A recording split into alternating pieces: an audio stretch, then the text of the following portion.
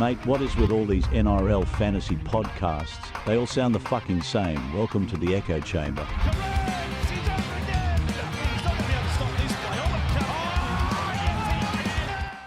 Good evening, Bryce here, back with the Echo Chamber, episode 6. Tonight I'm joined by Eddie, who's come in from New Zealand. It's pretty late down there. How you doing, Eddie? Yeah, fucking pretty good, mate. Pretty good. Fucking happy to jump on with the boys. Bit of a fill-in today on the Wednesday show. Yeah, thanks for that. We get it. It's a bit late down there. Old fellas like yourself should probably be in bed. Jay-Z, how's your week been? Yeah, true. Kids take up the time. Yeah, good, mate. Can't complain too much. Just I haven't really done too much in the way of fantasy this week, to be honest. But good to see some trial games this weekend. It was good to watch some rugby league. I don't feel like there was too much that was fantasy relevant actually happened over the weekend. Obviously, some injuries. You know, Dylan going down for the Warriors wasn't good, but I don't think that's going to be too fantasy relevant. Tonight we're going to be talking about wing fullbacks, so we'll probably have a chat about Dylan and what the Warriors are going to do there later on. We'll go through the teams a bit like we did with the old halves, and we're going to start with the Broncos, and we're going to talk about Mr. Eyeliner, the sexy beast himself, Reece Walsh. So I'll get your take first, Jay-Z. What do you reckon about Reece Walsh? Yeah, he's a strange one. Hey, like he's one of the fullbacks that can really explode and score your 80s, and he's involved in everything. Like when the Broncos are attacking, you can probably assume he's had a hand on a try assist or a setup pass or something. It doesn't seem to truly translate to fantasy. I think you'd probably need to see him have the goal kicking. Like if Anna Reynolds ever goes down, I wouldn't hate rushing to pick Walsh up, but to start the season, he's probably one of my least favourite of the top echelon wing fullbacks. How about you, Eddie? Yeah, it's flat out draft only. I don't think many people are looking at him. And there's obvious reasons why. When you've got a halves combination of Reynolds and Hunt, you can go ahead and fucking assume that Walsh isn't going to be doing much in-play kicking anymore. Those guys are both great kickers.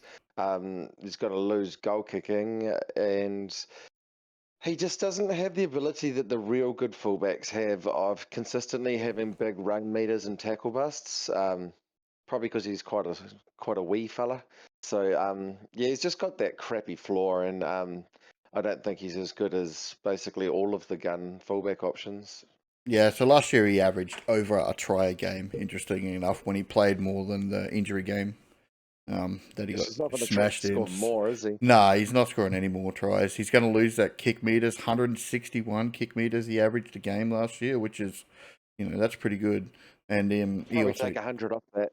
Yeah, and then he loses the goal kicking, so probably see a little bit of regression there with Reece Walsh. If Reece goes down, who have they got to come in and fill that fullback role? Are we looking at Cobbo?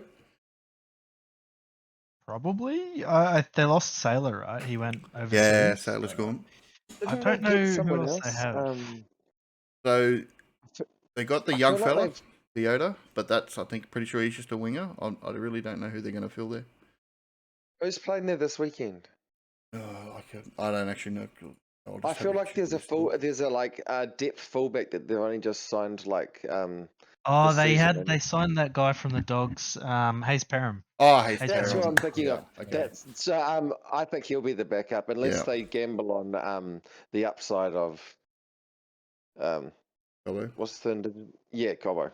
Yeah, It wouldn't surprise me if they gave Cobbo a go. I mean, jumping the gun a bit here on the other winger that may become fantasy relevant at some point this season, Israel Leota's meant to be an absolute jet of a player. So I guess watch this space on him. Like you probably expect him to get a debut at some point. From what I've heard, he's pretty good. Yeah, I mean the other options are Dean Mariner and Arthur's, both probably not fantasy relevant. Mariner's probably a bit expensive, priced at what he'll average around that 37, 38 mark. So you're not looking at any upside there. No interest from me whatsoever. Cobbo, if he goes back to fullback, his average does go up, but you'd have to really be watching the team to see what happens with that. He fades in and out of games. He hasn't really fucking cut down on the amount of sort of fuck ups he does yet either, has Yeah, he? no, he's Probably will one day, but he's not there yet, is he? definitely got a mistake in him. And let's be honest, at some stage, Reese's going down. He's going to get injured. He's little lad, like you said. He's going to get smashed, and he goes away for Origin. They play some of the Origin buy rounds. There's going to be an option there at fullback. We just got to hang out and watch for that. But to start, I'm pretty sure Reese's not an option for many of us. I'm not sure he's a lock for Origin though. You don't reckon? He's certainly got a good chance, but I wouldn't be surprised at all if Ponga was just flat out the fullback. I think Walsh isn't established enough that he can sort of have an okay first half of the year and still make Origin. I think he has to perform So- like all the time to make it. So I read an article the other day that Reece Walsh is looking to change his allegiances and no longer represent Australia. We'll see how that Wasn't that play. Ponga? Yeah, Ponga. Sorry, Ponga's doing that. Yeah. So that means he won't be eligible for Queensland. Yeah, that'd be interesting. Is this eh? for real? Yeah. What, he's trying to Yeah. change to Yeah. New Zealand or something. Yeah, change to New Zealand. Yep, which will make him Are you ineligible. shitting? No, 100% read an article about it the other day. So that will make him ineligible and means Reece Walsh will be Queensland fullback going forward. But without harping too much on a player that probably no one's going to buy to start the season with. Yeah. There is a real world where the Broncos absolutely like go on a tear, Yep. and Reece Walsh becomes like an elite wing fullback in fantasy, and even some of these outside backs may benefit from that. Like if the Broncos go on a rampage, maybe Cobbo becomes a gun at centre. It's not outside of the realms of possibility. I think Brisbane will be a top 4 side this year.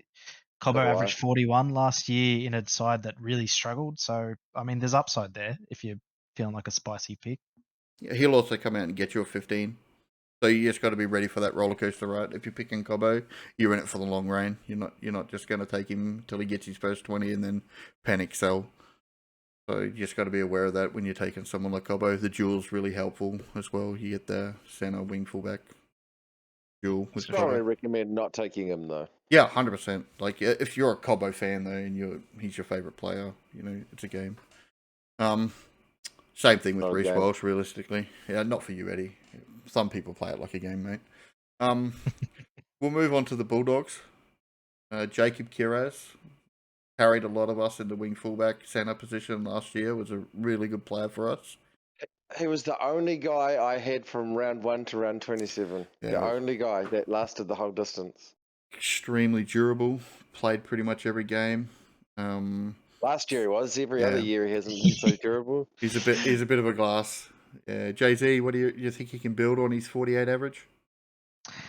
Maybe. I mean, there's no reason why he couldn't. Kiraz is an absolute weapon of a player. I think, like Eddie said, he had a full season last year. I think I got him in round 2, and he managed to sort of stay on my side the whole way. But he is a guy that seems to pick up injuries, and they may be little ones that he played through last year, but nothing to stop him from picking that up again. And while he probably has a little bit of value, I don't see the reason why you'd start with him. Maybe he's a Yeah. mid-season pickup, like, and there's even the outside chance of Origin for him, right?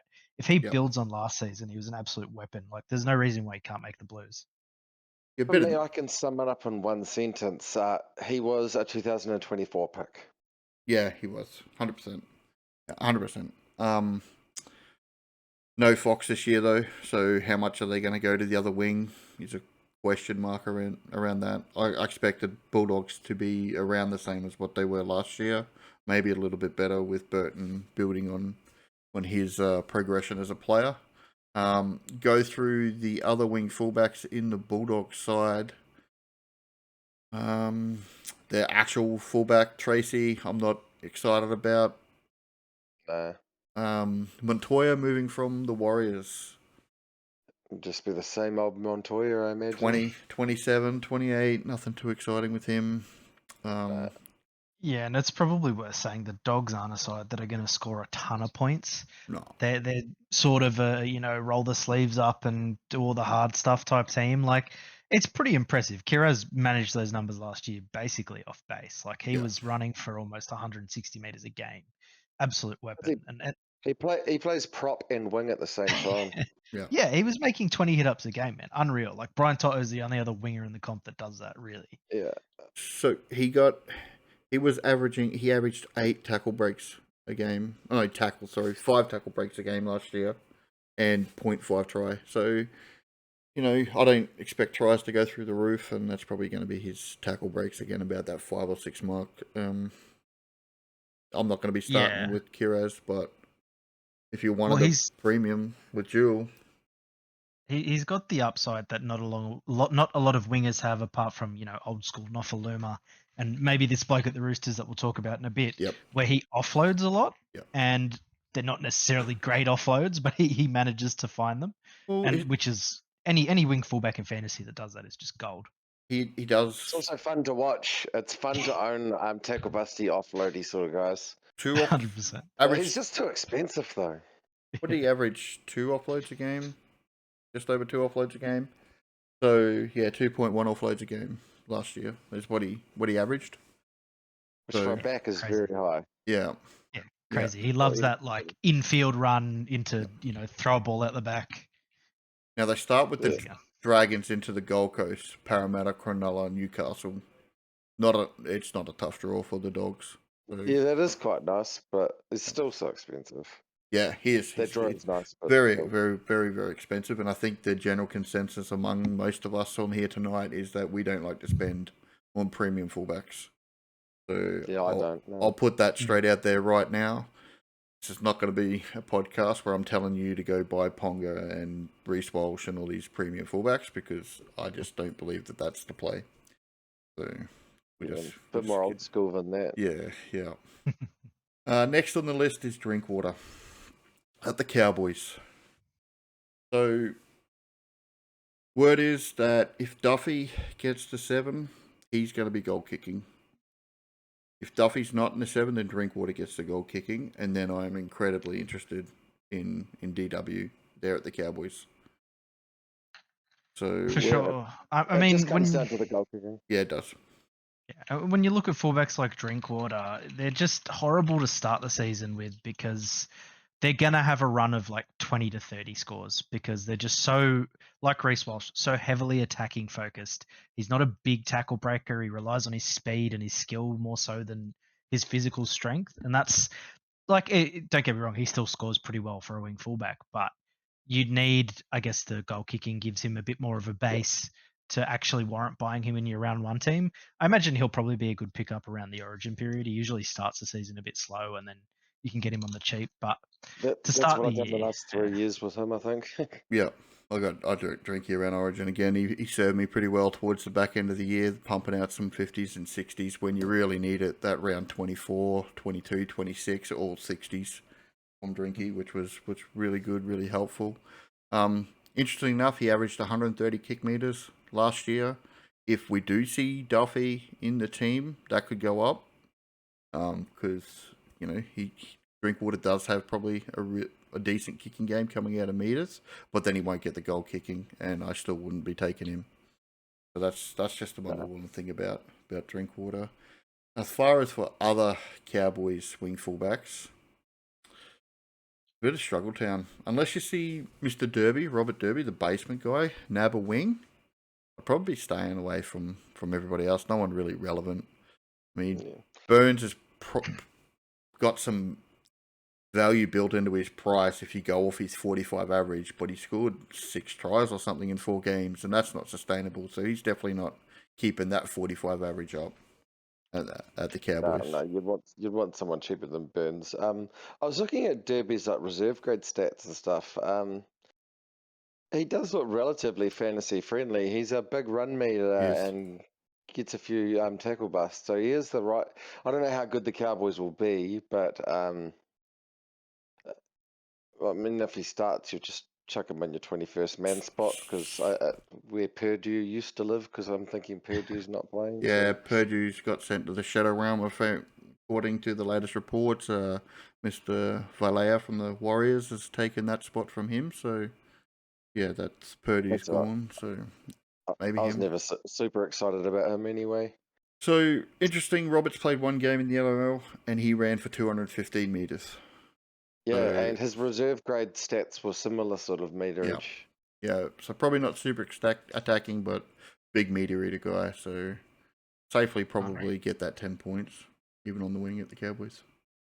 Yeah, any sort of winger that has a big base like that is pretty good. Like they're almost guaranteed to make cash, and if he can nab a few tries at some point, I'm sure he'll make upwards of 100 to 150 plus K.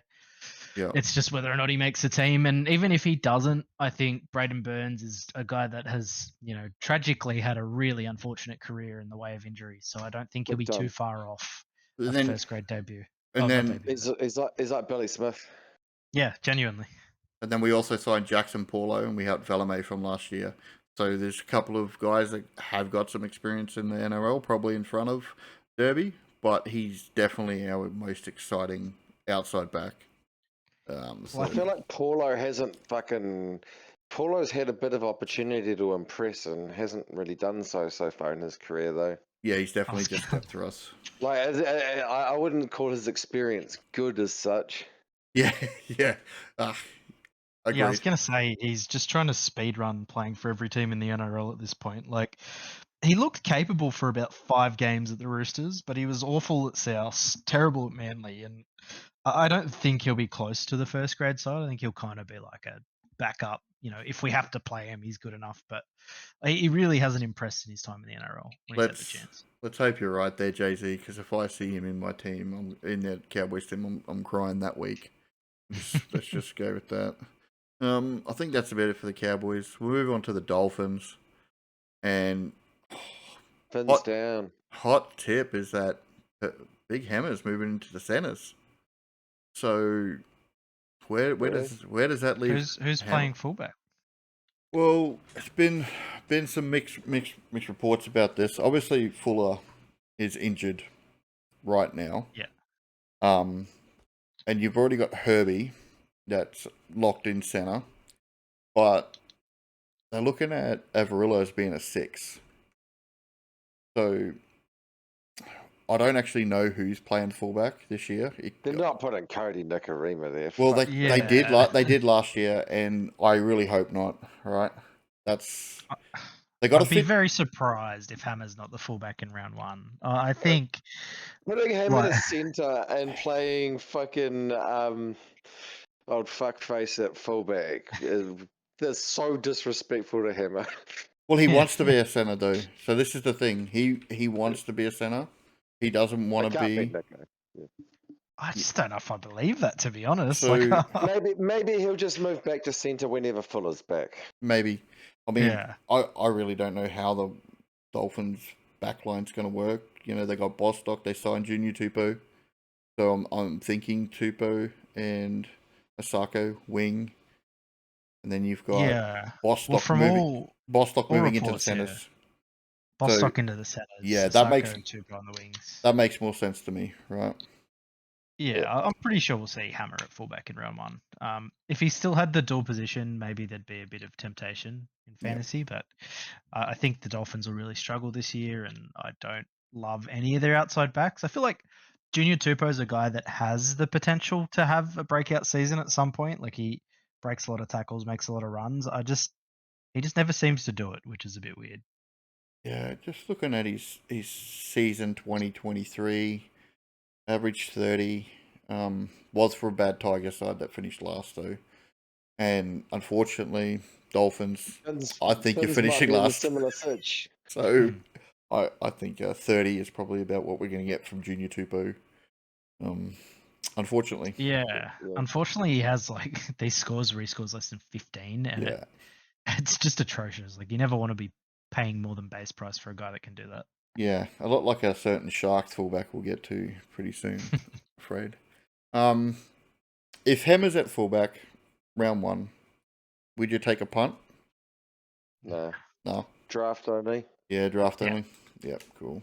Good draft pick, I think, but without the center duel, which he had last year, just not even worth the time.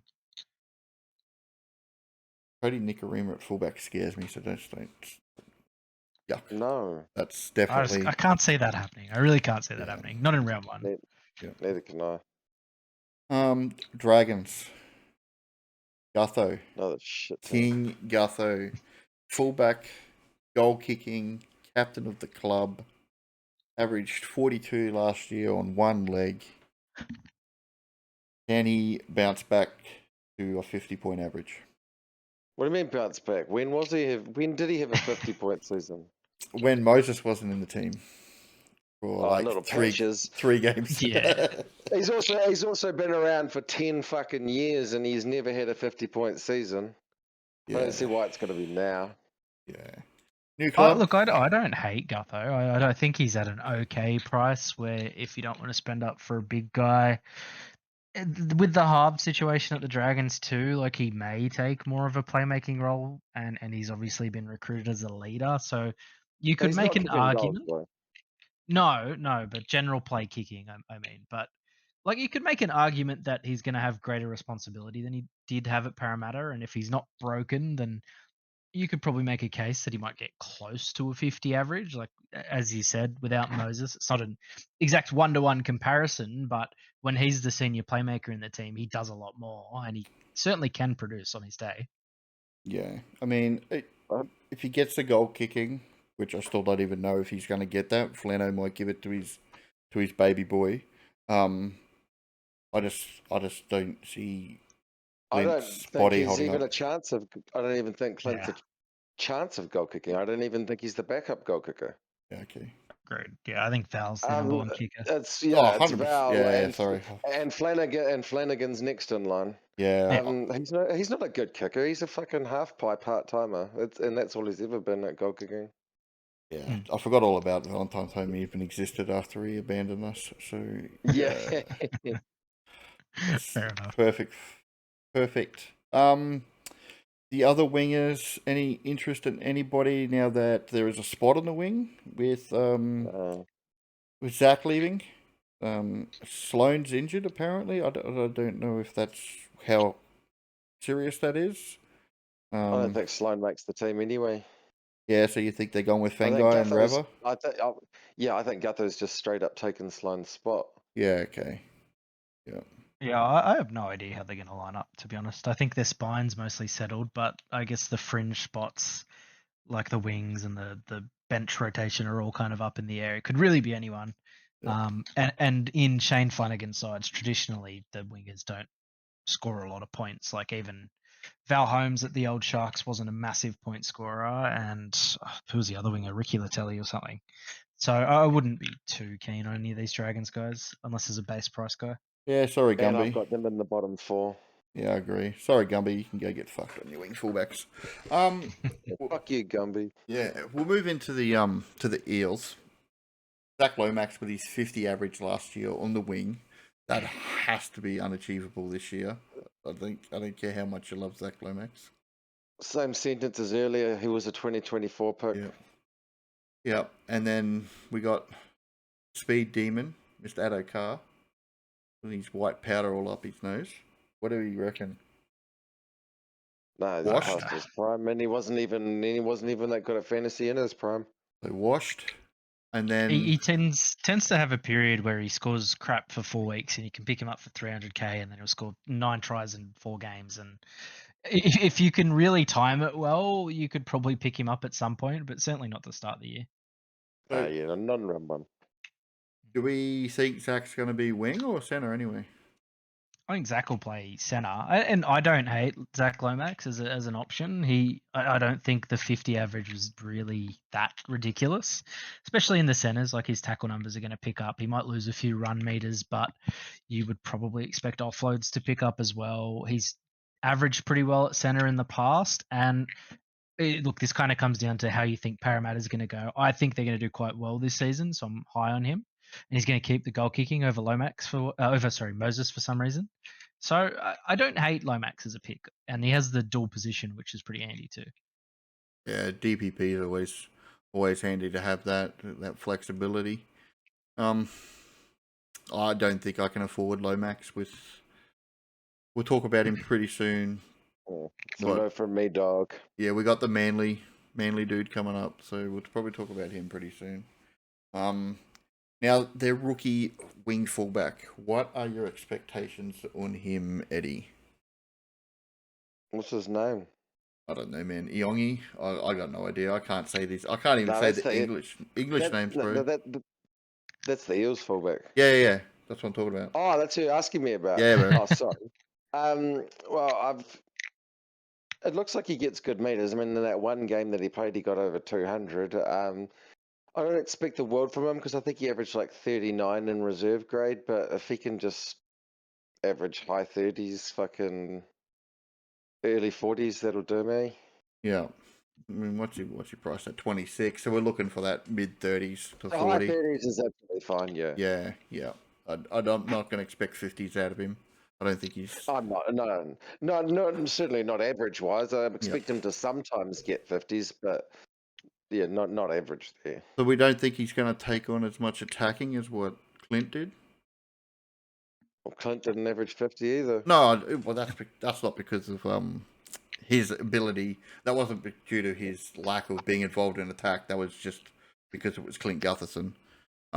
He did have his hand on the ball a lot, and he was key to their, moving the ball both ways. So Yeah, I don't think he'll be involved in ball playing. I don't think he's the same level of ball player that Gutho is. I think he's more of a runner. yeah, we might actually see some In more a linebacks. in a dream scenario, he would be another Keeney. I'm not saying he's going to go and score as well as Keeney did, though. Yeah, and No. I'm not interested in anybody else from the Eels. So anything to say there, JG, about anybody else, mate?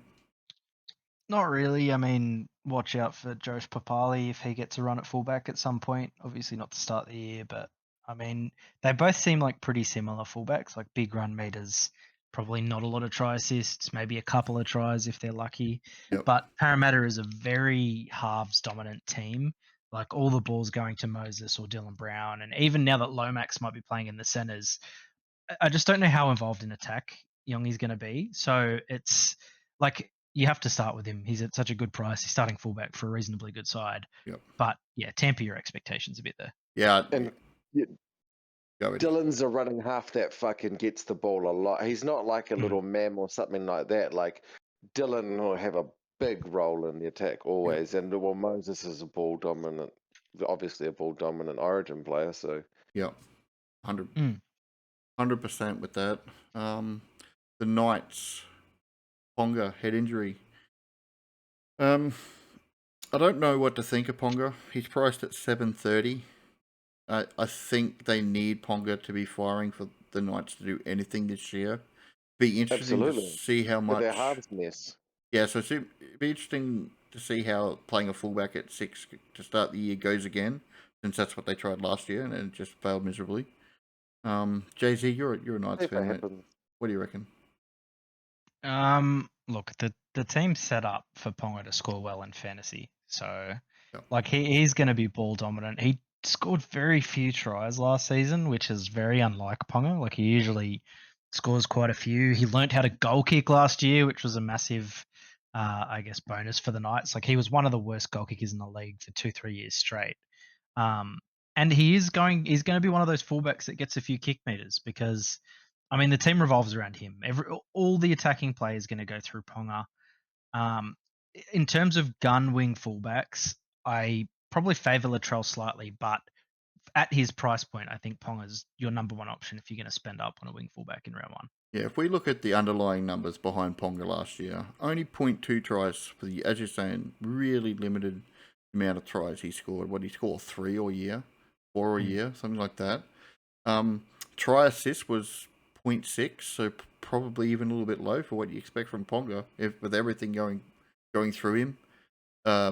His offloads, low. Tackle breaks was pretty decent, 7 tackle breaks. So that's where he gets his points from in attack. Kick meters 100, as you said, does do a little bit of kicking. Averaged only 3 goals. So if you think the Knights are going to do better than score 18 points, or that's about what he's going to get. 3 goals sounds about right. Yeah. He gets quite a lot of try assists, doesn't he? Not last year. No, not last year. No, try assist 0.6. So there was games where he got no try or try assist. Yeah, no. Went on runs again. I will say, though, traditionally he is very good at setting up tries for his outside players. Like a try assist a game in 2023. Yep. Like he's a wonderful player. Like you're not going to go wrong. Like even just from like a fun perspective, owning Ponga is the nuts, right? Like how many fullbacks can make 10 plus tackle breaks in a game and score 70 plus without scoring a try? Very few. Yeah, He's just basically a better version of Drinkwater. yeah, and probably a Exactly. worse team. That's just my take on that. I just think the Knights are worse than the Cowboys, but I'm very biased. Yeah, I wouldn't say that, but That's all right.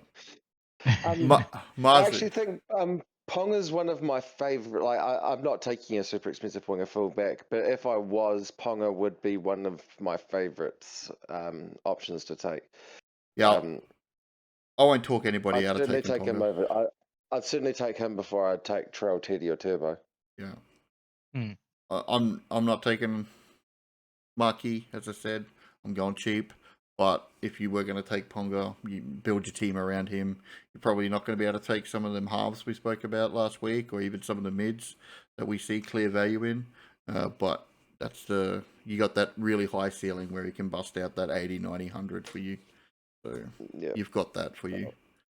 Having a marquee fucking winger fullback fucking comes at a price. Does. You'll be losing like Haas or someone like that, and that's the reason I don't want to do it. Is I the don't, opportunity cost is so high. and if Ponga has moved to New Zealand with his allegiance to play for them, means he won't have Origin. So I don't see a problem with just letting Ponga ride the first 6 weeks until you make some money and then upgrade to him.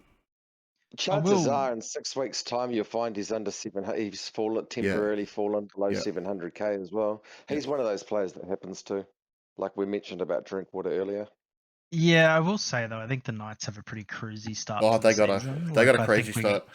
have the Tigers twice and then the Titans. Like it's not a tough. Like if Ponga stays on the field, he's gonna score quite well to start the season, which is why I like him as a round one option. But like he's gonna be in your final team, assuming he's fit come end of the year. And if he's not playing Origin, then I mean you probably want him right before Origin, right?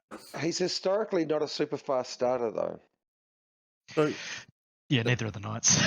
the first 6 games, Tigers, Dolphins, Titans, bye, Bulldogs, Tigers, and then into the Sharkies. That is a nice draw. The interesting thing with Ponga, and which is why hopefully he does go across the ditch, is that he only misses 1 game through the bye period. So definitely someone I'll be looking at probably after the Sharks game. He'll miss all the Origin games. No, he plays, man. He plays everyone. He's not. If he goes to New Zealand, he won't be playing Origin. He can't be picked for Queensland. I forgot about that already. Even though you told me about 10 minutes ago. Yeah. So if he goes to, I had a big bucky before this fucking podcast started. It's all good, mate. It's late over there. You're getting old. It's what it is. Oh, I'm just super high, bro. Anything else with any love for Greggy Marzu, the big zoo? I don't hate it. I don't hate it. At the price point, I do prefer Brimson, who I'm sure we'll talk about later. But I think there should be a good 5 points of value, which is more than I could say about a lot of the winger fullbacks, with potential upside. But I wouldn't talk anyone out of getting him. I think he's more of a head-to-head pick. If you're somebody that plays that head-to-head game, you got a cashy league you're trying to win, you can come out and bust your big score, but it's going to be ups and downs. That's how I see Marzi. Oh, yeah, there'll be ups and downs for sure. Yeah. Price playing in the halves. So, or was it Sharp? Price? Sharp playing in the halves. Average 40... Yeah, I get them mixed up too. Yeah, mate. So, do you expect him to have any sort of value at 40 points, or do you think he's just going to lose money? I don't know if he'll lose money. Like he's obviously gone to a spine position. I don't know if he'll warrant a buy at any point really playing 6 because chances are he's kind of going to be the support runner style 5'8" who maybe pops up for a try here and then, but I don't think you expect him to be ball dominant or a kicker. So I would avoid him, maybe see how he goes. Like there's every chance that he scores pretty well, but it would have to be in base, I reckon. Yeah. If you're going to get him, you just get Brimson, who's got the same role but cheaper and probably score better. Yeah, I agree. We'll definitely talk about Brimo very soon. The Panthers. So, Dylan Edwards probably losing goals. Will lose goals. I think last year will be his career highlight Yeah, year in fantasy. definitely going to lose some money there. I'm staying away from Dylan. Plays Origin now. Mhm. Yeah, I don't recommend Dylan Edwards to anybody. And then I guess if we talk about the wingers, Casey looks like he's got that wrapped up from the Yeah, word I'd I say so. hear. I don't know about Unfortunately, I that. think so. I don't. I reckon that's a wait and see. Because Jesse's the one that debuted first. He is the older brother. Casey's still very young. Ivan's feedback after the trial on the weekend was Jesse had a fantastic game and Casey was okay. So I reckon that's a wait and see. Obviously, if Jesse starts, you buy him. He's 250k playing Yeah. for the Premiers. But Yeah. I actually would not be surprised to see him named on the wing. I think he's If probably the you more were to senior. if you were to bet even odds right now, if you were to put down a $20 bet, which one do you think plays round one? I reckon it'll be Jesse. That's my Oh, view. I think it's going to be that'll be Casey. nice. Yeah, I I mean, think I'd it'll be love. Casey, but I wouldn't be shocked if it was Jesse. But if you just said the same deal to me that I said to you, I'd say that it's probably Casey. Yeah, Well, I, Casey's also more of a center. Like when he came in and played for Penrith last year, he played in the centers. Yeah, he had a game on the wing for the New Zealand national team, but like they were just picking whoever they could to fill the roster. So I think people are reading into that a little too much. I think he scored 4 tries against Papua New Guinea or something. But I seriously think Jesse's the more senior of the two in terms of like getting picked. He just was injured last season. well, fuck. I Well, hope you're hopefully right. you're right. Yeah, I Yeah, fucking I hope you're right too. praying to the Panther gods. Come on, B, come through for us, mate. Give us that fucking Jesse. I'd love a basement fucking wing fullback to slot in there next to the other shit I've got. Yeah, and especially if it's usually not super excited about basement wingers, but when they play for the fucking Panthers, it's a bit better. Yeah, Yeah. doesn't matter who gets stuck out there. They seem to fucking do all right. You know. I mean, that's also kind of the way the game is evolving, is that most of the wingers that are coming into first grade aren't your sort of, put down merchants like Alex Johnston. They're guys that run the ball for 200 meters a game and bust tackles and maybe not offload, but guys that are generally quite busy. Like you won't see a guy play for the Panthers and not run for 150 plus meters a game, So the base will be there. Yeah. Yeah, you're expected to do that prop work these days. Yeah, get that ball out of danger. Don't really want to talk about Blaze. We spoke about him in the halves pod. Not too much value, even if he gets that 6 role. He's not going to be dominant. Yeah, no. So, Dane Laurie will be an interesting one over Origin period. Once Edwards goes away, to actually see what his price is. Because he can score really good in this Panthers team. So, Yeah, Laurie's a weapon. Like yep. every time he gets a shot, he averages like mid 40s, I'm going to say. So, I mean, if Dylan Edwards ever goes down, assuming they don't move Talangi back to fullback, then Laurie's an easy buy. Yeah, that's Yeah. always scary. You'd need to have some sort of extended runway to be worth bothering with it, though. Like, For sure. Edwards missing a game or two over Origin's not enough. Yeah. Yeah, agreed. And I think that wraps up the Panthers pretty nicely. Stay away from Edwards and get Jesse if he's named. Yeah. Moving into the Rabbits. The old Bunnings Rabbitohs. And our boy Latrell. Does he kick meters? Go Eddie. Yes, but less than last year. Yeah. He'll pull back to sort of like 130 meters or something like that. So nothing crazy. Are you thinking Dodd or Humphreys gets that 7 jersey? Dodd. Okay. JC? Yeah, by all reports, it's going to be Dodd 7, Walker 6, and Humphreys 14. Okay. Latrell's a beast. He's going to be one of the best wing fullbacks. He just doesn't have a history of staying either fit or avoiding suspension for too long of a period. And when he's 800k, like that's the price of a Payne Haas and a Nico Hines, right? I know who I'd rather out of those 3 picks. But I mean, look, there is every world where Latrell explodes. Like he looks super fit. He looks real determined. I just think it's too big of a risk to start the year with. I Yeah. guarantee you he will be significantly cheaper at some point. He's the sort of player that he's got a fucking floor in him, and especially if this like it only takes a fucking couple of games. When you're 800k, if he gets like a 27 and then he follows that up with like fucking a 41 or something, suddenly his break even's like fucking 90, and like Yeah. he's he'll probably get way cheaper at some point and then end up expensive again. Like, why pay 100k for him? You don't So, have to. so there's a reason he's got two nicknames, right? Fitrell and Fatrell. So it just depends on who we get. Chili boy. Yeah, depends if he can stay out of the McDonald's drive-through. I think Uncle Wayne will have him fit. I've seen some photos of him. He doesn't look like he's, too fat right now, which is good because I've seen photos of him this time of the year and he's Mack truck. You know what I mean? So, I think Wayne's going to have him fit for the year.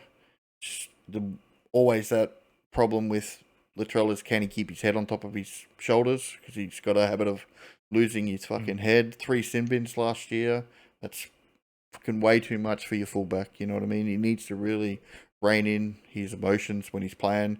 Fucking Walker needs to stop rage baiting him into doing stupid shit. And then I think they can step up. If the Bunnies make the top 8, Latrell comes close to a 60 average, and that's sort of what I think, right? If they don't make the top 8, he's probably going to be around 50. I will say though, for every reason we gave for Kalen Ponga, the same applies to Yeah. Latrell, right?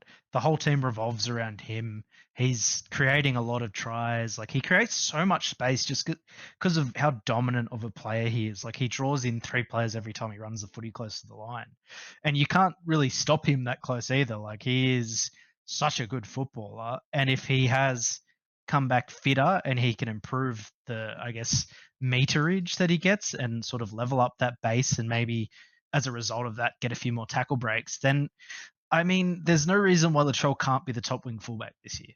I'm going to go out on a limb and say if because he's playing in a better team than Ponga as well. Yep. There's every chance Latrell ends the season with like a 65 average. Yep. He doesn't have the head on him to fucking be that guy that works hard for 80 minutes every game. He's just not that person. He does disappear, doesn't he? He turns into Nemo and fucks off. Yeah, he just likes to fade in and out. That's just what his personality is. Yeah, I agree with that.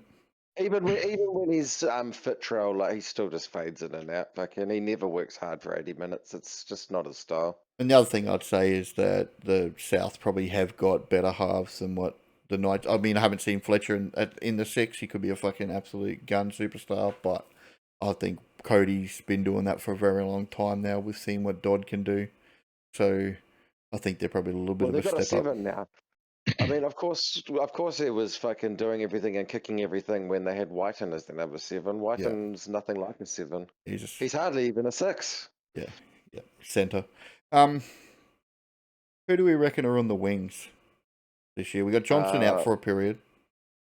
It'll be Munro and Tass to begin the season, I think.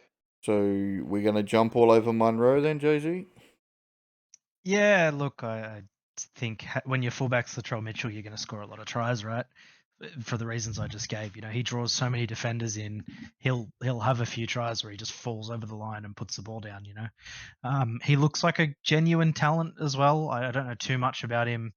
His price is a little awkward considering he doesn't look like the best fantasy scorer, but I think he'll benefit from being in a good team and having a good fullback. Munro scares the shit out of me. He scored 43 with 2 tries and 200 run meters. So, I don't know where he's going to get his 32 average from if he's getting a 40 with 2 tries. I mean, you say that, but South Sydney are traditionally a team that their wingers score a lot of tries. They've almost led the league pretty much every year, apart from the last few where Johnson's been injured for half of the years. Well, Alex Johnson scored a lot of tries, I'd say.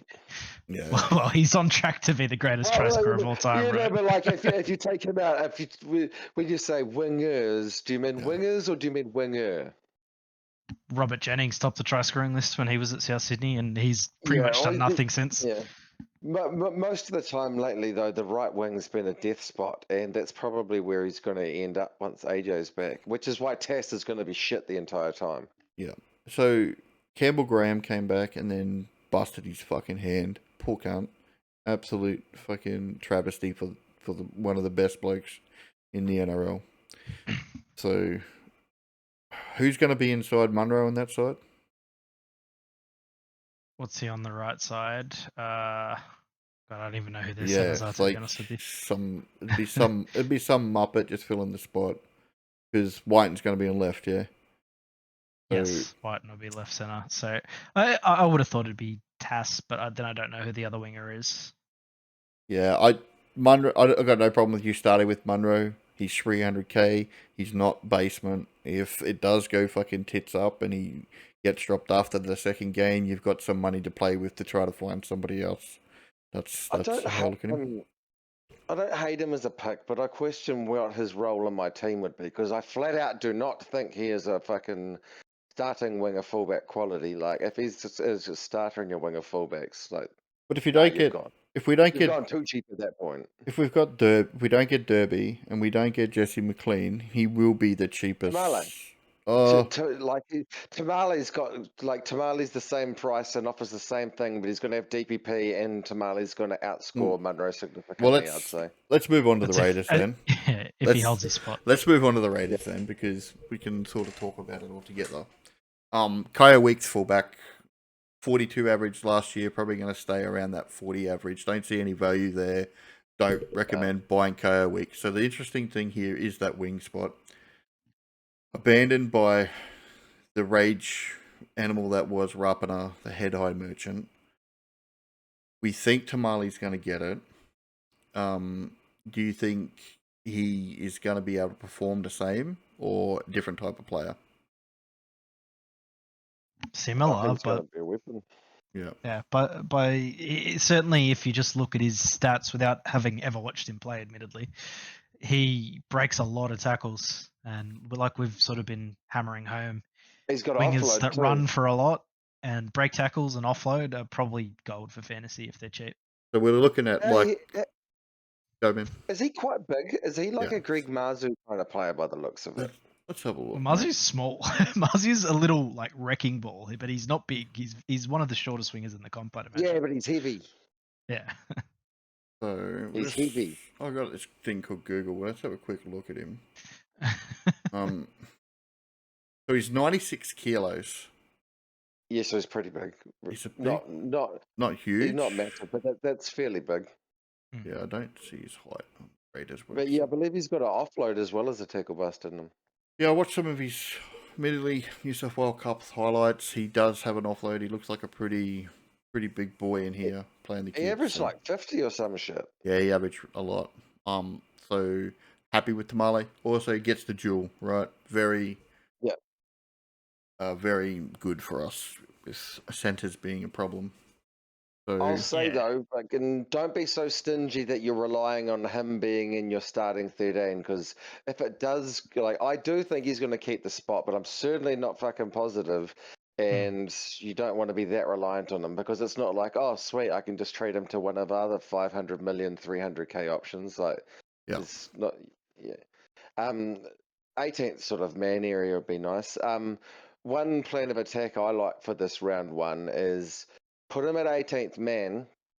He plays first. If he goes like 50 plus or some shit, boom, you can get JC or Brimson and start them at winger fullback. Take Tamale's 50, and then the fact that Brimson or JC aren't got a red dot in round one's not a problem at all. Yeah, you get a freebie. Yeah, you can use him definitely as a looping tool if he fires. Yeah, big time. Completely. Be interesting. I'm probably going to look at Tamale as more of a centre cover for me personally, and hopefully I get one of them basement Jessies or Derby to cover my wing fullback. He's TPP, so he does both, so he covers both. So that's pretty handy. Yeah. I mean, I will say that like if he holds his spot come round two, he's starting wing fullback for me probably every week until the upgrades start to come in. Yeah, once you get to see him being selected over Hopewadi, at any point after that, you can be a bit more comfortable. So, Sure. Because I've got a feeling he's going to be good enough to hold the spot once he gets a crack. so Hmm. backline Weeks with Tamale and who else? Savage on the wings. And then Tomoko and Chris. in the centers. Yeah, okay. Yep, I'm happy with that. I mean, they're all a bit mid. Yeah. I don't know. I love any of them. Tomoko probably has some upside. I know he's a center, but probably a bit of upside there. Yeah. Yeah, Tomoki's one of them guys that goes on a run. He'll score some points, a lot like some of the other centers and stuff that with wing fullbacks were spoken about. He'll go on that tear of fucking 4 or 5 tries, make some real quick money, but then lose it all and for then you. lose it again. Yeah. That's what I think too. So stay away from Weeks, but happy to send it on Tamale. I think that's pretty much Tamale that. or nothing. Yeah, 100%. Let's hope he's hot. Been waiting to say that joke all week. Roosters.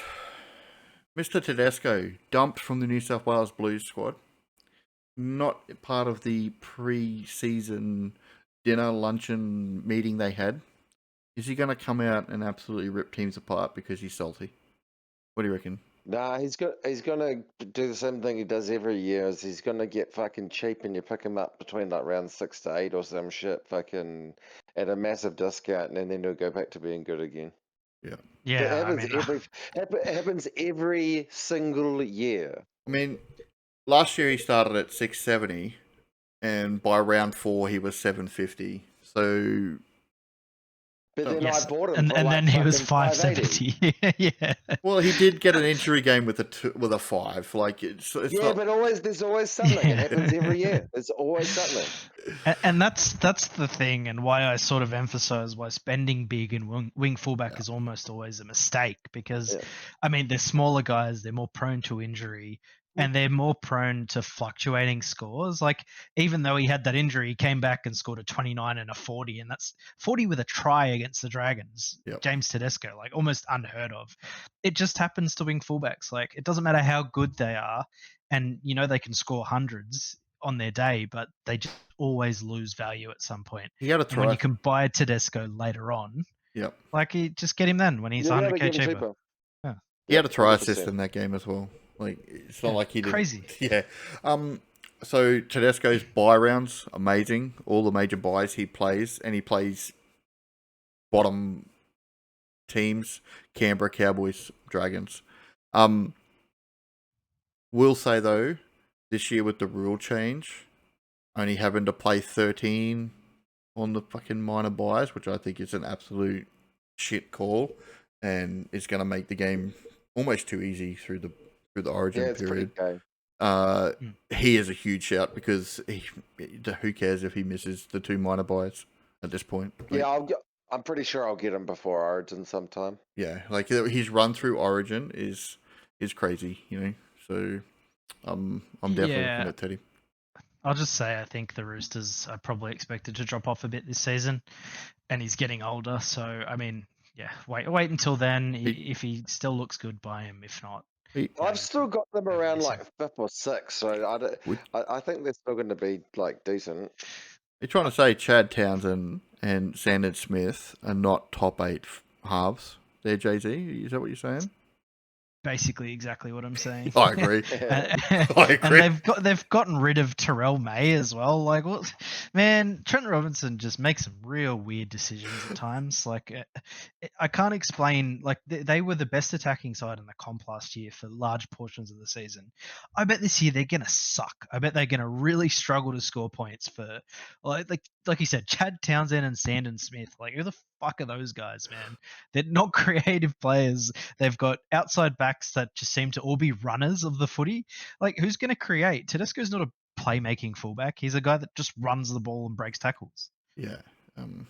He's got like a good draw and pass and stuff on him, but you're right, he doesn't do those big over the fucking Harbour Bridge passes and shit that guys like Ponga and Walsh do. I've got some grave concerns for the short kicking game, because while Chad can kick reasonably well long, his short kicking game is fucking abysmal. It shattered me every time we were inside the 20 when he was at the Cowboys. Now, the Union convert, Mark. I'm not even going to try and say his last name. It's fucking half the alphabet. Priced at Nawa. Yeah, Nawa. We'll just go with that. 350. Did average 43 in the one game or two games he played last year. I had some bit of discussion about it in the old Discord today, and old Beluga seems to think he's going to get ripped to fucking shreds in defense. Yeah, I was a part of that discussion. I often don't agree with Beluga. Yeah, I mean, not many people do, mate. Sometimes he makes me mad, fucking just by voicing his opinions. Yeah, he has that effect. Now, It does. There's just something about him. Like, I like him generally, but there's something about him that just fucking winds me up sometimes. I will say that the Roosters start isn't super easy, right? They play the Broncos twice. We both all agree they're probably going to be a top 8, maybe even a top 4 side. They play Penrith twice in their first 10 games. So they don't have the super easy start. I do think he's worth a punt though at that 350 price. Yeah, I'm getting. Yeah. I've got him as a starting winger fullback currently, and he will stay there. He'll stay as my starting winger fullback unless I do the Brimson loop that I mentioned earlier. I think he's going to be pretty good. He played 4 reserve grade games and got close to a 50 average there as well. Like how we were talking about sort of Tamale before, he seems like he's looking at his stats and his body size. He's like a big, strong, tackle busty, offloady sort of player. I definitely think he's going to start. Sure, you Aussie league fans don't give a fuck about the Wallabies, but who? International Union is still actually pretty big, and he wouldn't have come to the NRL fucking on small wages. I reckon he's probably getting paid as much as Toya and Billy Smith combined, and I'm pretty sure he's going to start. So here's his physique. He is 1.9 meters tall, and he weighs 100 kilos. He is a beast of a man, and I agree. I think he's going to absolutely kill it in that Roosters team. Pretty excited for him. His stats look good, and honestly, for the people that reckon he's not going to start, what are you paying? You paying over $500,000 a year for to bring over a backup centre? Fuck, of course you're not. Yeah. So our back. No club does that. So we're thinking our back five is going to be Tedesco, Young, Tupou, the young Toya, and Noah. Yeah, I think so. I think if Billy Smith makes the team, I'd say it'll be at Toya's expense. Yeah, okay. Toya's probably only on 150 grand or something. He's on peanuts. Yeah, they've kept him around with his fucking couple of injuries he's had to his leg, so they obviously rate the young fella. Billy Smith is a meme at this point, isn't he? He just can't keep on the field. So I know he's been unlucky, but at what point do you just sort of say, look, fuck, it's been fucking years and you've never really made a spot your own one way or another, fucking. Yeah, so time for Toya to have a jam. We'll wrap the Roosters. Keep you around the squad. We'll wrap the Roosters up with don't buy Teddy to start. Wait till he gets to 570 and then grab him for the Origin period. Start with Mark if you're that way inclined. If you're not going with the, I reckon he's a hard buy. I'm real keen on him. Yeah, if you're not going, I almost think he's a must. It's a small sample size, but he's just, man, he's got Mark Gasnier vibes about him, and Mark Gasnier is one of the best fantasy centers of all time. Massive offloads, big run meters, just a supreme athlete. He's gonna kill it. I don't know if the Roosters are gonna be great, but I don't think that'll impede him from scoring well. He's gonna get DPP. Let's just go full send on him.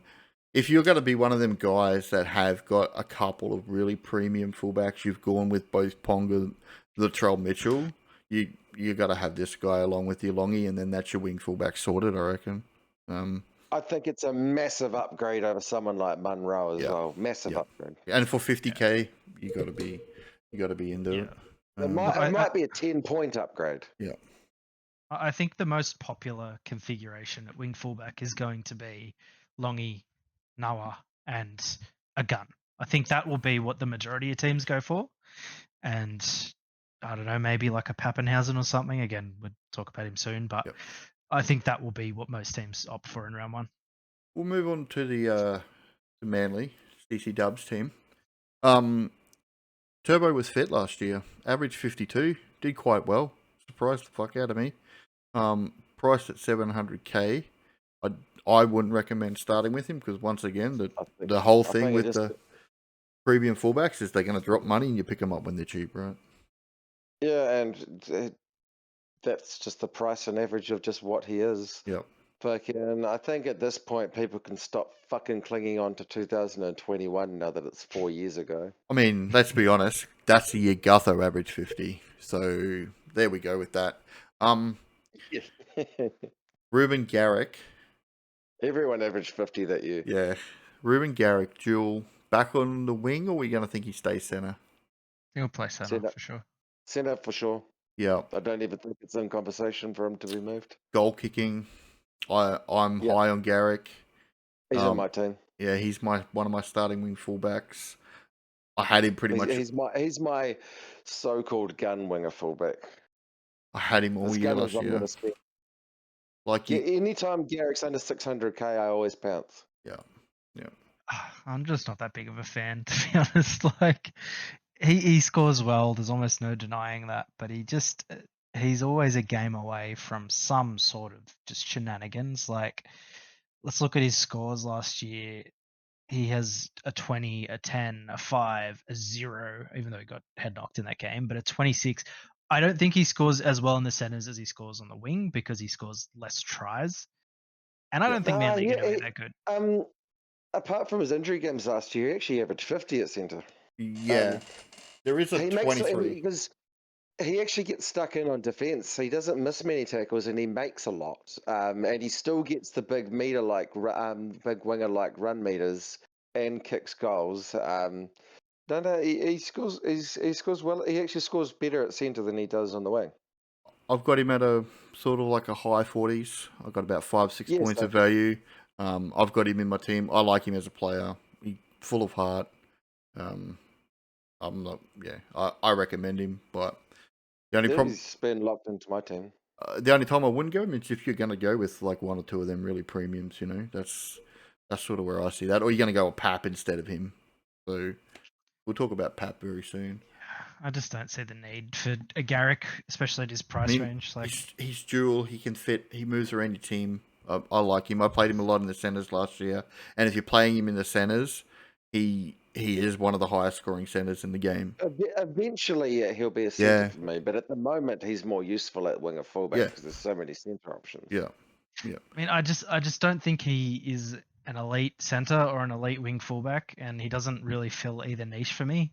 Maybe he'll make cash at some point, but what's your plan for him? You're going to sell him once he makes 100k? Like, is Garrick going to be in your final team? Yeah, I'll probably just leave him in my final team at centre. Yeah, I'll just keep him around. If he ends up being my third centre, then that's what he ends up being. So I think when you have guys like Dill Lucas and Beau Fermor both available at centre, and even Jack Bird might become like a massive gun keeper centre, Garrick's just a bit surplus. They're so expensive to start. Let's see what position I even get into it. That fucking like last year I didn't have fucking 50-point scorers in fucking all 17 of my positions. So yeah, previous year I did, but fucking like it's one of those things when you're running out of trades and shit. Like if you get stuck with Garrick, like that's fine. Like as a centre, I wouldn't want to be stuck with him as a starting winger fullback in my final team, though. No, it's a bit scary with him being in there. If you're coming to around 21, 22, and he's sitting in still in your wing fullbacks, you're in struggle street. Especially because you're right, he does get injured a lot, and he gets injured a lot towards the end of the year. So just have that in the back of your head. Yeah, I think he's a bit of a cat as well, personally. I'm not his biggest fan. That's cool. This is like safer. If you just don't like him. You just don't like him. It's fine because you love fucking that Muppet at the. At least Garrick's a good footballer. Like Seyfarth's horrible. Don't get me started on Alex Seyfarth, mate. I was just stirring the pot. I knew I'd get a bite out of that. When he plays more than 3 first grade games in a row starting, then we can talk about him. I don't really think there's too many other people relevant at Manly. You got Cooler, who had a really down year, but then it's been a while since he actually performed at around that 40 mark. So I don't see that ever bouncing Collin back. at To be honest. centre's just so fucking Yeah. unreliable. Yeah. If he gets in the Sucks. fullback though, which I don't even think they're gonna play him in fullback, even if that happens now, because the Yeah, other I don't guy even come know if along. he's the backup fullback. Yeah. Lehigh, yeah. Leo comes Garrett, along. Garrick won't be playing fullback anymore either. I don't No, think. no, Nah, he's like fourth option now. he takes too Yeah, many head pretty knocks. much. Yeah. Where is Lehigh not in the game? Like, Well, I don't see him enlisted in the team, so I'm not too sure. wonder what he'll be priced at. Yeah, they'll have to bring him in if they name him. It is Maybe he's not in the top 30. I not don't- top I don't 30 know. development contract, but I'm pretty sure he's expected to start the season on the wing. So I don't know. let's just have a quick. I wouldn't buy him anyway. Yeah. No, neither. But good player. So I reckon that pretty much wraps up Manly. It- Let's talk about the greatest fullback in the game. I got to scroll down to see him in his own fucking team. Will Kennedy. 30 average, You have to 385. scroll down because his price was lower than all the other fullbacks. in Yeah, his own dude. team. His average is lower. Oh, Fucking, what a legend. no. I'll never forget Will Kennedy for that time a couple of years back when TK from Talking League bet me $50 that, oh no, $100 I think it might have even been, that he bet me that Will Kennedy would out average Tedesco. Mate, he can't have. It was not close. He doesn't out average a bench forward that comes in and plays 15 minutes. I think Tedesco ended up averaging like 16 more than him or something. Yeah, It was crazy. Right, Multi, he's re-signed, committed. 41 average last year. Don't see much upside. Probably stay where he is. Toa, not relevant. basically the same thing you said about Multi. Yeah, Ison. Now, if the Sharks finally fucking wake up to themselves, Shadow sorry? Rump, Ison, their backup fullback. Cade Okay. Dyke's not the backup fullback. Oh, he's injured. Still. Is he still injured? Yeah. So Ison's 350. I mean, they could also play Atkinson or Stone Street or something like that at wing fullback as well.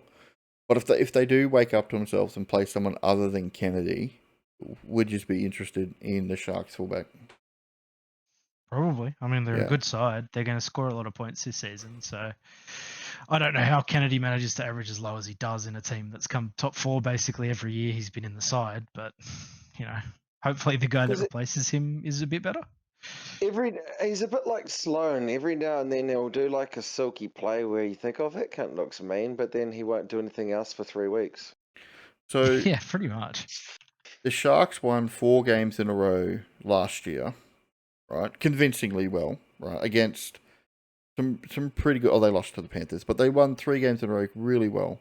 His scores were 13, 18, and 22 against the Dragon, Storm, and the Raiders. And one of them he had a try in. Like, he's just not a good player. I think Fitzy thinks that he's a lot better than I think he is. So. He doesn't even have big run meters. Like, I don't... Yeah, his stats Fitzy look seems pretty to like him, though. atrocious. Please stay away from Wayne Kennedy. And there's no one else really relevant in the Sharks to talk about. So... Nah. Uh, The Nah, team's unless- too settled from last year, so that means everyone's in the same fucking roles Yeah. they already were, which Yeah. means it's hard to find value. No real change there. If they do get rid of Kennedy, then we can come back and have a chat about that when that happens on team lists. Yeah. Storm, we got the main man Pappenhausen, 530, cheapest he's been for a long time. No, it's not. It was cheaper than this last It's year. cheaper was he? last year, wasn't he? Yeah. Let me check. Probably It's actually was. the most expensive he's been in a while. Yeah, he No was goal. $4.95 last year. Oh yeah, he did start at 495. He's got no goal kicking because Nick Meaney exists. He's just He's not a gun without it. yeah, and he's not a gun without it. He did have He could be. Like, Melbourne are going to be so much better than everyone this season. And with Pappenhausen, yes, he's injury prone, but at least you have a pretty fail-safe backup plan. When he gets injured, you just trade him to far longer. yeah. I think he's a low 50s guy when he's got goal kicking, and when you take goal kicking away, that's just Few points of value there, maybe a 43, 44 average. But he'll come out and get you a 25 or 30. and just Yeah, he's got ruin that your week. flaw. Yeah. If he gets goal kicking back, yeah, but otherwise, nah. And Well, as that- far as I know, he's not going to be kicking goals. they're not going to drop Nick Meaney though. He's going to stay in that center role. He's too much good at too much of a utility player for him. So he can go back to Pepe's just fullback. too small. He can't do the fucking carting the ball up constantly all game, every game, because it's just too little and he And- breaks. And you got And he's not powerful. Wishart there as well. He's got so much versatility in his game. If Pappenhausen goes down, Wishart, Munster, all back to fullback. So even if you don't see Failongo in the team, I'm staying away from Pappenhausen. He's not the worst option in the world, but I wouldn't pick him. There's better options. There's no clear 10 points there, and I know you don't like Garrick JZ, but Garrick's definitely a better pick than Pappenhausen. Yep. Disagree, but as you were. Yeah, it's fine. You're allowed to. Sell me on him, man. Come on. Tell me why you're going to pick Pappenhausen over Garrick. He doesn't have goal kicking. He doesn't run as many Doesn't need meters. goal kicking, mate. So He doesn't need. He's not a base stat player. Like Pappenhausen's never going to be a base stat player. I mean, you look at the Melbourne Storm, and you tell me what team can even go toe to toe with them for 40 minutes, let alone 80. They're going to blitz they were teams the this year. minor prems last year as well, and it didn't help him that much. I mean, he was injured for half the year last year, and he had a lot of involvement in tries when he played. He'll probably be injured half the season this year as well. He is every year. He averaged 0.5 try assists and 0.7 tries last year when he was fit and played full games. He averaged 120. That's about normal for him. Yeah, averaged 125 run meters and 4 tackle breaks a game. Yeah, that just sounds like him. Yeah, I didn't see those numbers going up much. and if anything, you see him going down with Munster coming in and taking some of them swing plays. I think it'll just be similar to last year. Tries might go up, but the rest of stuff. I don't think it'll go down, but I think he'll just be similar to last year. Maybe a few points undervalued, but that's it. Yeah. Mm-hmm. Ooh, that's the. Anyone else at the Storm? Probably not. Coach is going to stay where he is. Nick Meaney stay where he is. Warbrick is Warbrick. Yeah, Warbrick's the other fucking winger. No, there's nothing there. Yeah, nothing there. Tigers. Can we just skip the Tigers, or you want to have a chat about Buller? Nah, they're a bunch of nothing. I don't have anything to say about Buller. Skelton's too expensive. I'd rather Pepe, similar prices. I'd rather Pepe than I would Buller, and I didn't even want Pepe, so I definitely don't want Buller. Yeah. Very, very similar. I don't see anything. Skelton's too expensive. He's 500k for some reason, and then Taruva, 516. So the wing for the Tigers is hardly a fucking hot spot either. No, it's not. So we'll get to some juicy stuff now. In the 15 wing fullbacks that the Titans decide to play as halves. So we got Campbell, Keeney, and Brimson. Are we thinking Campbell and Brimson in the halves, Keeney at fullback to start round 2? I think that seems to be universally agreed at the moment. Mm-hmm. So probably the juiciest one with the most value is Brimson.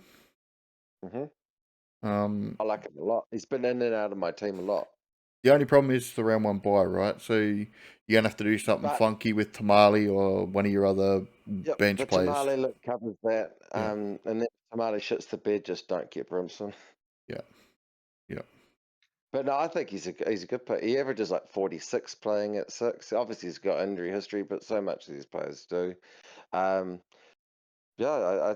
think he's a good buy. I think he's a slam dunk as long as he stays healthy. And I'm just going to let it come down to the Tamale thing. If Tamale if Tamale score, I want to loop in, then I'll get Brimson, and if it doesn't, then I won't. Yeah. So when do they play? They play. Oh, they play the first game. Round 2, mate. Round 2. Yeah, cool. Raiders. I will say. Sorry. I was talking about the Raiders. Yeah, the Raiders play the first game. The Raiders play first. Yeah, I thought that's what you're asking. Yeah, it was. So. Yeah. So it's easy loop. Yeah. Yep. I will say, I think you can make a case for owning any of Campbell, Keeney, or Brimson. I think Brimson's probably my favourite of the lot. I don't know if I'll start with any of them, but I mean, I think there's a bit of Ben Barber 2012 going on with Keanu Keeney this season. Dez has got a bunch of big boppers who are going to help offload the ball close to the line, and I reckon he's going to absolutely blitz it this year. Spicy pot option. In draft, get him early. Brimson's certainly the one that's got the most value. But then I suppose we should talk about JC, who's definitely going to be the most keeper out of them. JC's probably my favorite of the super expensive winger fullbacks, just ahead of Ponga. In that, unlike we keep speaking about how the fullbacks scores and prices fluctuate across seasons. That's where JC is probably my favorite, in that he's being a halfback, he's got those base stats where I don't think he's going to have the same ability to plummet in value as the other guys. So I think he's not greatly underpriced. He's probably a little bit underpriced, but you'll get to hold value. So you're not buying someone that's going to piss you off when you see him drop down and everyone else gets on him cheap. Well, you can't carry two of these guys, right? So if you're going to pick, No. if you're going to pick one, you need to pick one out of the three, and you got to know, you got to go with one. I think in your heart that you're going to feel the best about. So if you want like the solid, probably not much value, but probably going to score the most, you're going to go with JC. You've got already got the If you duel. listen to Beluga, fucking, he Don't. reckons that Beluga's fucking reckons that he's going to average 60. 60. Yeah. 60. So, but Beluga's a massive fan. He gets so passionate about his fucking stats research and wants to argue everything, but he just chooses the stats that best fit his narrative, and basically what he's done is he's gone and fucking taken JC's career best form and then added more kick meters to it. Yeah. I don't think it's as fucking. I think it's a bit more nuanced than that. I'm not saying JC's got value. I just think he's gonna be the most stable scorer in that team with the wing fullback position attached to him. He'll be the most stable winger fullback, full Yep. stop, Yep. in the comp, probably. Yeah. So at some stage you're gonna want to get him, right? Because he's gonna want to be in your final 17. So just about when you I pick think him he's up. a decent pick. I'm just too due on my winger fullbacks to Yeah. play for him, which is why I prefer Brimo. You know, just probably a case to start with Brimo, make that money, switch to JC. It's up to, you know, there's strategy around how to get to that premium wing fullback. You know, JC gets a head knock, he loses 50k just from the head knock alone, then you can make that sort of move. Because he is injury prone. It's not like JC's a fucking brick wall too. Yeah, it's funny. The JC lovers seem to have sort of ignore that fact. It's funny because they'll sit there talking about fucking Ponga and stuff getting injured too much. Is that why do you not think that applies to JC also? Like, Yeah, he's in and out. Like, you know, 2023 was bad, wasn't he? his whole career. Yeah, His whole career. he did string decent run together last year, but we'll wait and see. So probably pick is, if you want the premium JC, if you want the most value, go with Brimson. If you want to be fucking super spicy and you're gonna go with someone a bit different, you can smack on Keeney. You just gotta. How much is Keeney actually owned? Fucking JC's only 1.2%. So you're way out there on the pod with JC. Yeah, Keeney's so expensive though. I reckon it's a pretty wild move. I couldn't see myself doing that. More people own Kaya Keeney than own JC right now in fantasy. Really? Yeah, so Keeney's at Wow. 2.6% and JC's at 1 point something. Shit, I thought JC would have been higher. No, so what is Brimo at? The buy doesn't help, I guess. Brimson's at 1.5, so they're all fucking super potty. Yeah, I mean, I think the ownership. The ownership on pretty much every Titans player is going to be lower than it should be because of that buy. I don't know who their most owned player is. I imagine it's probably Tino, right? But yeah, I don't think there'll be too many people buying Titans in round one. Oh, game theory. If you could do it via the fucking loop system, then you get a freebie though. Yeah, so game theory says you're fucking out there on a limb with any of these players. If it goes well, you look like a superstar. If it goes wrong, you're absolutely fucked. So Just remember that game. Whose game theory though? You're not referring to fucking Jessup's game theory, are you? Who? I don't even know who you're referring to, mate. Because he's the only person that I've ever heard of fucking talk about game theory. That's just Also, don't know how that applies to NRL fantasy. That's you go with more mathematically inclined. go with the crowd. Safer mistakes don't hurt as much because everyone gets injured the same amount as you do. It's sort of the thoughts. I think Brinson's actually a very safe pick.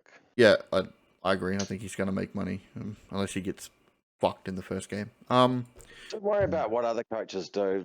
Yep. Most coaches are fucking losers that don't know anything anyway. Yeah. I think that wraps up the Tigers. I don't think there's any actual wing positions. There was talk about the rugby union recruit getting maybe a wing or something, but he's fucked his back.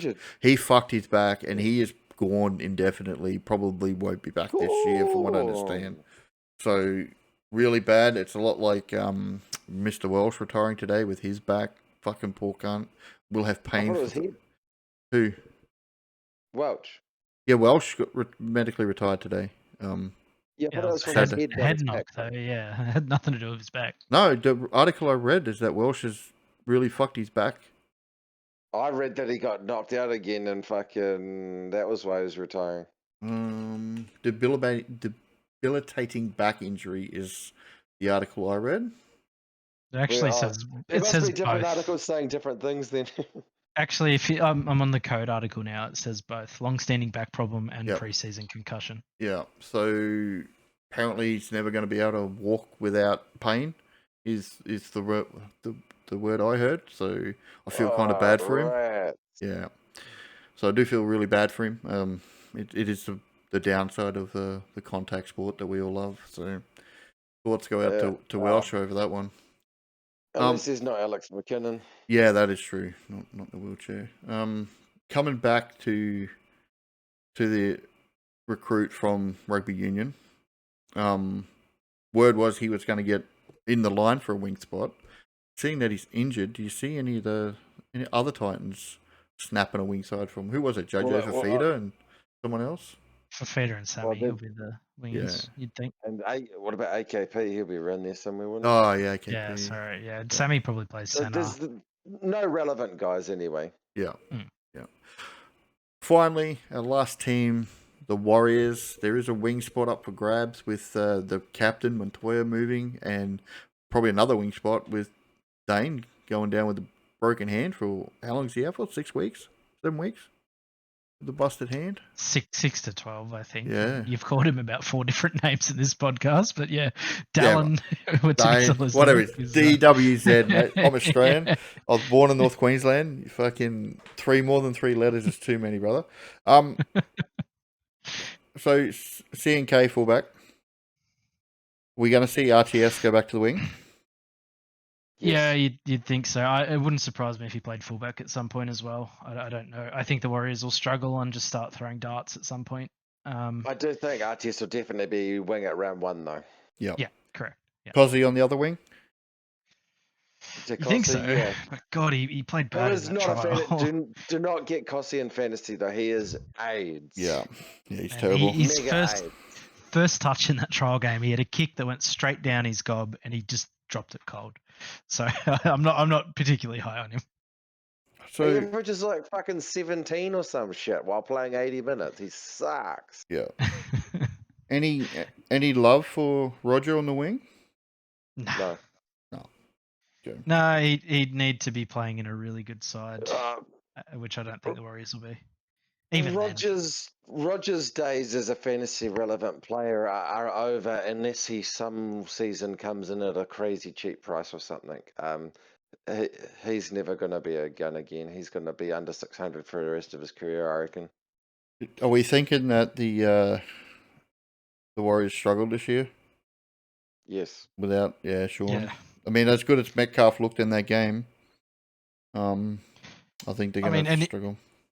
Any side you lose your 2 best players, you're going to cop it, and I still don't think they really. Who's the third? Johnson, Tohu, and AFB. Oh, AFB, yeah, that's a good shout. Like, that's a lot of talent gone from your side. Like Johnson, top 5 half in the league. Tohu pretty handy lock, and AFB top 5 prop in the league. Admittedly, JFH is also probably a top 5 prop in the league, but AFB did a lot for that side, and I think they're really going to miss him. Scored so many tries. Yeah, we are big time. Yep. JFH is better than AFB on defense by a lot, but AFB is far more effective at carrying the ball up than JFH. He's bigger body. Can't do and he's much more destructive runner. Yep. So Chance, sorry. Fuck, I'll get his name right one day. CNK, let's just go with that. Charles, bros. Chance, so big CNK, I like him as a player. I like watching him. I think he is explosive. Yeah, Gets a lot of rung meters, does a lot. Tough. He's tough. Yep. It's just, I think he's that Pappenhausen sort of player, though, isn't he? He's going to get that mid-40 sort of average. He's not going to have much value with him. At best. Yep.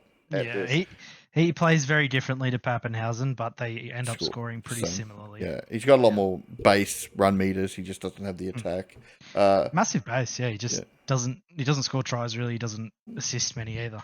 Well, he scored 0.4 tries last year, which is the most he scored in a minute, and that probably says because fucking Warriors went brilliant last year. So, yeah.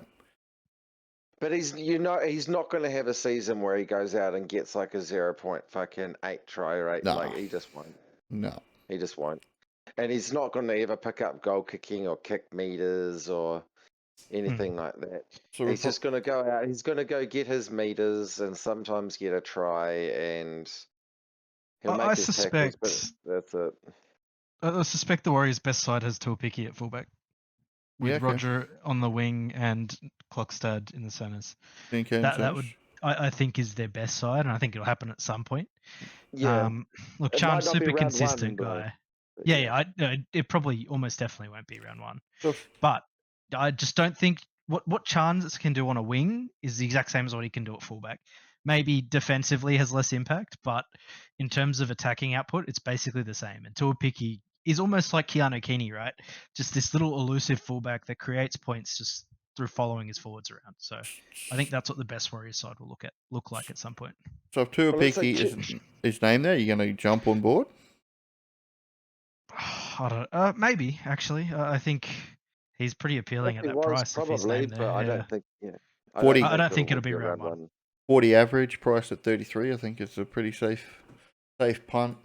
If he's named there, but I agree, not for round one. Although then again, any injuries or anything, you're going to Vegas. Who knows what could happen? How many of your players have you got all your fucking visas yet for all your players?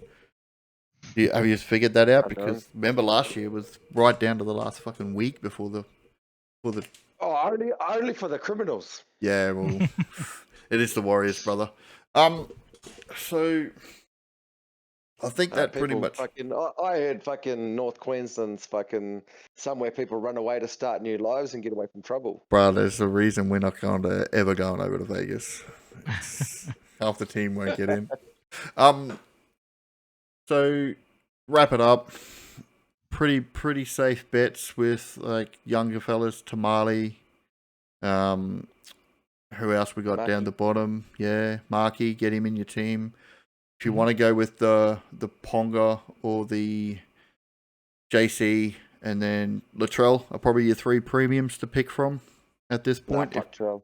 You said fuck Trell, but I still think he's going to get the 60, bro.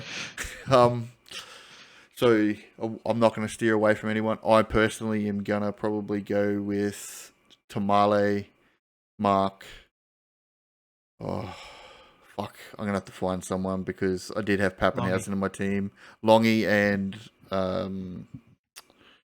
yeah, I have to find someone. You've almost scared me off a couple of players here tonight. Who'd I scare you off? It wasn't so much you, mate. To be honest. So it was me. I'm a little bit worried about Garrick. I mean, he's in my team right now. Oh, it was Jay-Z. Get in. Yeah, don't start with him, mate. He's a walking head knock.